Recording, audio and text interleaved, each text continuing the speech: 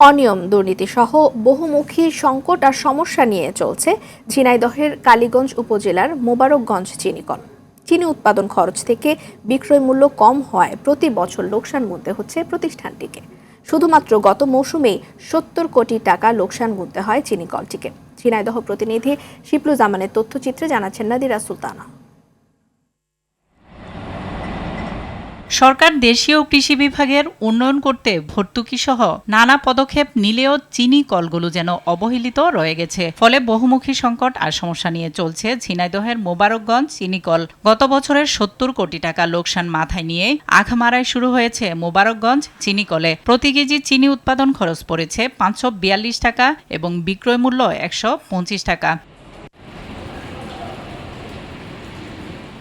দুর্নীতি, কর্তব্যে অবহেলা, অদক্ষতা, যান্ত্রিক ত্রুটিসহ নানা কারণে দক্ষিণবঙ্গের সর্ববৃহৎ মোবারকগঞ্জ চিনিকলটিতে গত মৌসুমে চিনি উৎপাদন রেকর্ড পরিমাণ কমেছে, যার লক্ষ্যমাত্রা ছিল ২,৫০০ টন, কিন্তু অর্জন হয়েছে মাত্র ১,৮৭১ টন। এখানে অব্যবস্থাপনা আছে। চাষিদের সার্বিক সহযোগিতা করলে আখচাষ বাড়ার সম্ভাবনা আছে। মিলে মোবারকগঞ্জ সুগার মিলে কিছু অনিয়মের কাজ আছে, যেগুলো আপনার মোবারকগঞ্জ সুগার মিলে আমরা আগ দিলে সঠিকভাবে আমরা টাকা পাই না। সার পাওয়া যেত এর আগে, এই সারটা এখন পাওয়া যাচ্ছে না। এই সারটা এখন কোথায় যাচ্ছে? এদিকে আখের মান খারাপ হওয়ায় চিনি উৎপাদন কম হয় বলে জানান চিনিকলের ব্যবস্থাপনা পরিচালক। কৃষকদের কোনো আখের মূল্য বকেয়া নেই। সমস্ত রকমের অনিয়ম, দুর্নীতি, স্বজনপ্রীতি সবকিছুর ঊর্ধ্বে থেকে ইনশাল্লাহ মিলটাকে পরিচালনা করব।